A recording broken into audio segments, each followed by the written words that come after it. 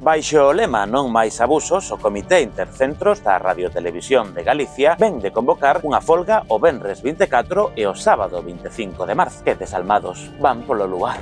Esta folga convócase logo dado 6 de marzo, que conseguiu paralizar a emisión de varios programas da Televisión de Galicia, como a revista ou o espazo cultural Zigzag. Así mesmo, a información meteorolóxica foi emitida sin o grafismo habitual. Na Radio Galega non se emitiu o Tempo, nin o Diario Cultural, nin o partido Osasuna Celta, xa que o 100% da redacción de deportes secundou o paro. A compañía Radiotelevisión de Galicia fixou o seguimento desta folga nun 28%. Fontes do Comité de Empresa contaron a noticias dispersas que se paralizaron todos os programas que se podían paralizar. Afirmaron tamén que por primeira vez a compañía non facilitara os datos de participación desglosados e acusaron a dirección de que os traballadores elixidos por cubrir os servizos mínimos eran aqueles que sabían que ian secundar a folga, o que podería desvirtuar os datos de seguimento da mesma. Alfonso Sánchez Izquierdo, director xeral da Radiotelevisión de Galicia, en comparecencia no Parlamento de Galicia, falou desta cuestión. O primeiro, evidentemente, é expresar, señoría Otero, o máximo respeto ao exercicio do dereito de folga. Faltaría máis. Faltaría máis. Claro. O respecto ao dereito de folga na CRTVG pese claramente nas sentenzas contra a compañía por vulnerar o dereito de folga, como a que a condenou por ter substituído a presentadora titular do Galicia Noticias que se aderira á folga do 8 de marzo de 2018, ou a condena por encomendarlle a unha traballadora que non secundaba a folga a sustitución en pantalla da presentadora habitual do espazo O Tempo, un espazo non suxeito a servizos mínimos que non se debería ter emitido sen a súa presentadora habitual o 19 de decembro de 2018, ou a anulación dos servizos mínimos das folgas do 19 e 22 de decembro de 2018 por vulnerar dereitos fundamentais. Estes servizos mínimos son moi similares aos establecidos nas convocatorias de folga posteriores e as que están por vir, pero como as anulacións chegan despois dos días de folga, aquí non pasou nada. Comezamos.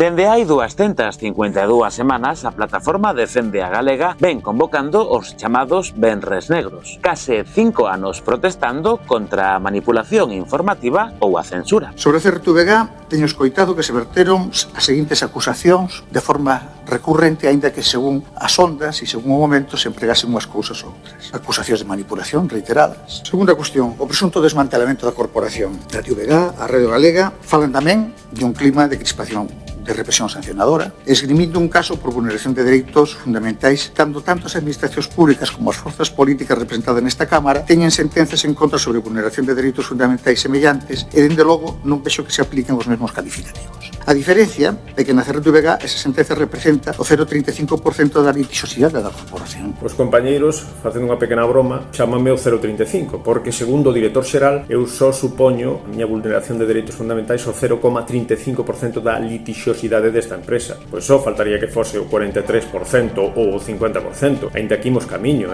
imos camiño por todo o que está pasando. E a deriva que está levando a actual dirección, actuando coa política do medo, con métodos case cuartelarios de castigar a aquel que se mova ou que proteste ou non queira entrar nesa maquinaria da manipulación, pareceme bastante desafortunada e errada, non contribúe a que o ambiente laboral sexa sano, máis ben todo o contrario, é bastante insano, bastante incómodo e desagradable traballar así. Nos últimos 17 anos, segundo informou Juan Oliver nos medios digitais Luces e Público, a CRTVG acumulaba preto de 400 sentenzas por burlar dereitos de todo tipo. A maioría destas sentenzas producíronse no mandato do actual presidente da corporación. Lembro que a empresa ten a obriga de xestionar os seus recursos con responsabilidade e tamén con total liberdade, sen permitir inxerencias de ningún grupo de interese que se mova alrededor da corporación en áreas fora da súa competencia, xa sexa un interés sindical, político ou de calquera outra índole. Cito e está recollido no artigo 25 da Lei de Medios Públicos de Comunicación Audiovisual de Galicia. O cumprimento íntegro desta Lei de Medios Públicos a que tan oportunamente se refire o presidente para defender os seus argumentos é unha das reivindicacións de Defende a Galega, comezando pola elección da Dirección Xeral da CRTVG por unha maioría reforzada do Parlamento, 2/3, 50 escanos ou 3/5, 45 escanos. En 2015, un acordo entre o Partido Popular e o Partido Partido Socialista para elixir o Consello de Administración da CRTVG, que deixaba ao marxe o resto da oposición, parecía que ia facilitar a elección do novo presidente da corporación. Pero ese mesmo ano, na Lei de Acompañamento dos Orzamentos da Xunta de Galicia, o PP coaba un cambio legal que posibilitaba a blindaxe no cargo do actual director xeral por tempo indefinido. A día de hoxe, co seu mandato caducado hai anos, continúa no cargo defendendo a súa legitimidade e defendendo tamén os aspectos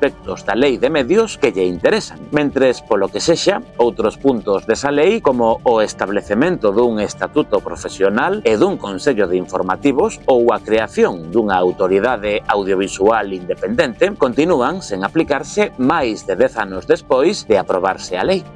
Como dicíamos, estes puntos son reivindicados por Defende a Galega dende hai case 5 anos. Sen éxito, claro. 5 anos de denuncias de represión nos que se produciron moitas casualidades. A última hai uns días, cando Maite Cabezas, presentadora da Televisión de Galicia e vítima do terrorismo, foi trasladada á Radio Galega despois de criticar nas súas redes sociais persoais o líder do Partido Popular e expresidente da Xunta de Galicia. Son xornalista e tamén vítima do terrorismo. Por iso, cada 10 de marzo, lembro o meu pai asesinado polos Grapo e o seu compañeiro, os dous garda civis. Como nos medios galegos habitualmente non se fala das vítimas do terrorismo e non é unha prioridade para os deputados do Parlamento de Galicia, outros medios si se fan eco de que en Galicia as vítimas estamos discriminadas. Hai máis de 10 comunidades autónomas que si teñen unha lei de amparo para as vítimas do terrorismo, mentres que aquí non hai. Colgo na rede social Facebook unha entrevista que se me fai desde a Ser Euskadi, onde digo que o expresidente Núñez Feijóo prometera ás vítimas e a min de maneira persoal o seu compromiso para sacar adiante unha lei que nos equiparara en amparo co resto das vítimas do Estado.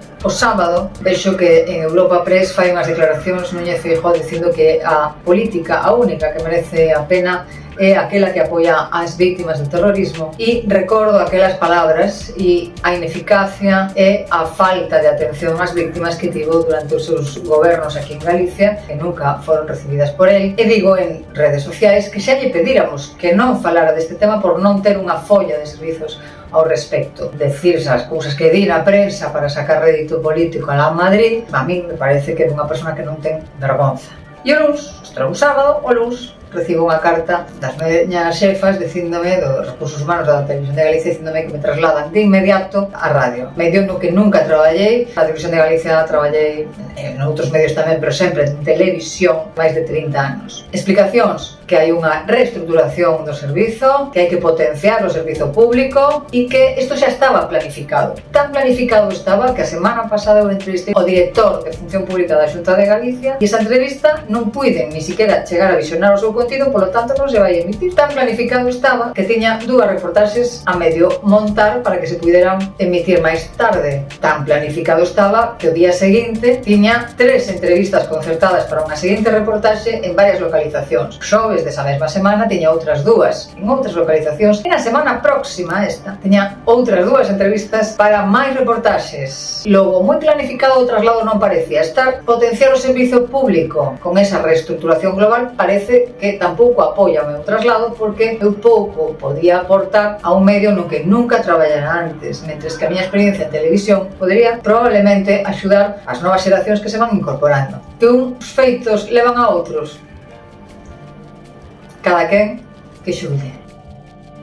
O mes pasado produciuse outra casualidade máis co traslado dun redactor que levaba case 25 anos na Radio Galega o programa Galicia Noticias da TVG. Este traslado tivo lugar o día seguinte de que este redactor rexeitara cambiar unha noticia que decía o seguinte: os prezos subiron en Galicia no mes de xaneiro un 6,4%. En toda España a subida foi do 5,9%. Son os datos oficiais que hoxe publicou o Instituto Nacional de Estatística. A coordinadora do informativo pediulle que modificase o texto da noticia. Non podía ir así porque, xa sabes, isto é literal, segundo o redactor. Finalmente, a noticia que se emitiu foi: dato definitivo do IPC. Os prezos subiron en xaneiro en toda España un 5,9% con respecto a hai un ano. A inflación suxacente, que non conta nin os alimentos frescos nin os carburantes, sitúase no 7,5%. O prezo dos alimentos segue disparado a pesar da rebaixa do IVA de algúns produtos básicos. Os alimentos alimentos son un 15,4% máis caros que hai un ano. Abaratáronse 3 décimas con respecto ao dato de decembro. En Galicia, os prezos subiron no mes de xaneiro un 6,4%. Desta maneira, separábanse todo o posible os datos de inflación de España dos de Galicia, máis altos, nunha técnica que poderíamos definir como eloxio da confusión, enterrar un dato económico negativo para Galicia nun barullo de datos para que non se note moito.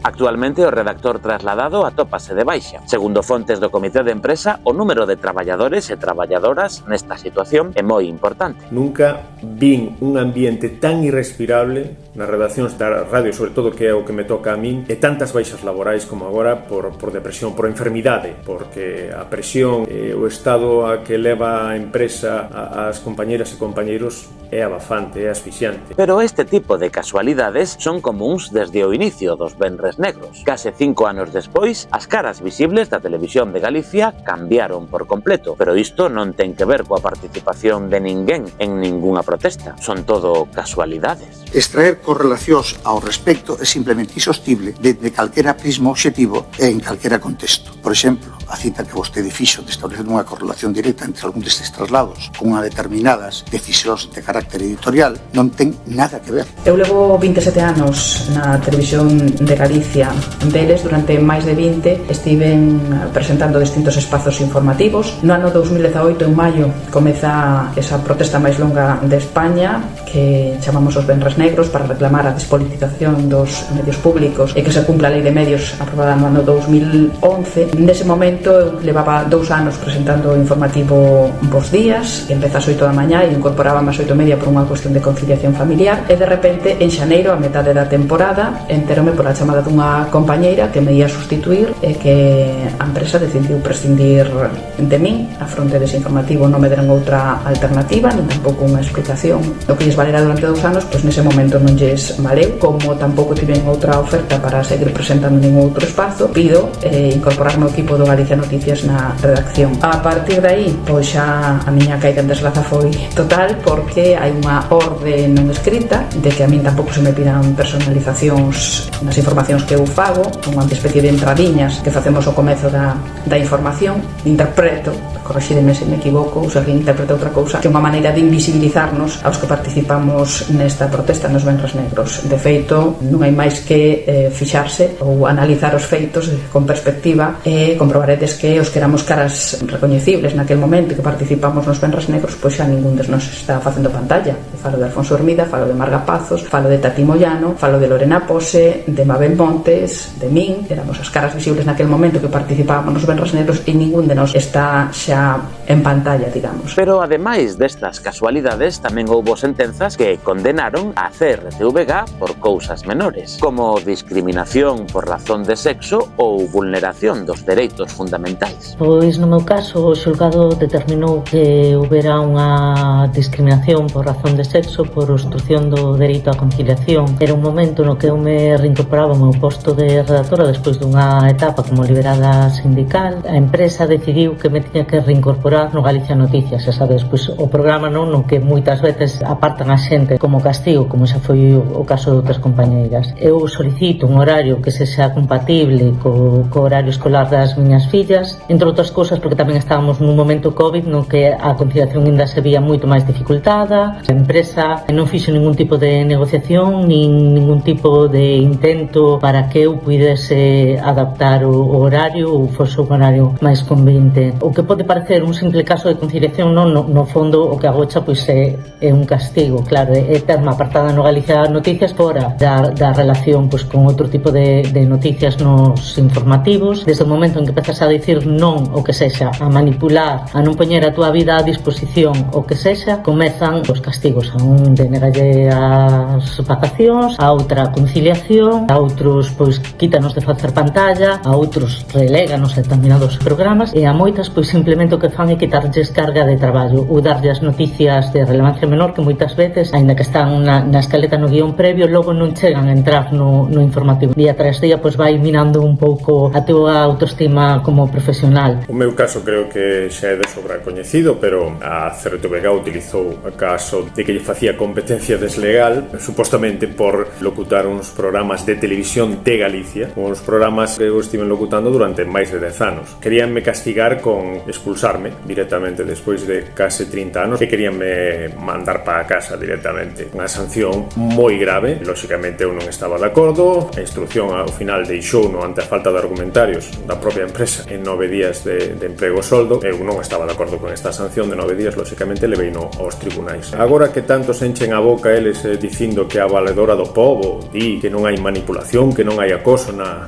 CRTVG, a valedora do pobo é un cargo posto a dedo, como moitos dos responsables que actualmente ocupan a CRTVG nas súas altas direccións. Os xulgados non son postos a dedo, son independentes, e os xulgados falaron ben claro, dixeron que hai vulneración de dereitos fundamentais, no meu caso a tutela xudicial, porque denunciei e gañeille nada máis e nada menos que 14 sentenzas á CRTVG, e por liberdade de expresión. Dixeron que o meu caso estaba relacionado directamente con o meu apoio ao movimento Defende a Galega, por un chío, ademais, no que utilicei un cancelo que a propia CRTVG lanzou e combineino co cancelo de Defende a Galega. Por defender a compañeira Tati Moyano, que tamén lle abriron un expediente e pecharon en falso, o meu non o pecharon, quixeron facer unha sanción exemplarizante e finalmente no xulgado foi declarar o xefe de contidos da CRTVG, foi interrogado polo meu abogado, pola Fiscalía, porque nos casos de vulneración de dereitos fundamentais entra directamente a Fiscalía. Quedou en evidencia que o que dicía ese señor en sede judicial, como sae na sentenza, era falso, que eles eran coñecedores perfectamente de que eu levaba 10 anos locutando para a CRTVG. Non só iso, sino que me daban os parabéns por facelo, e tamén que o meu caso fora unha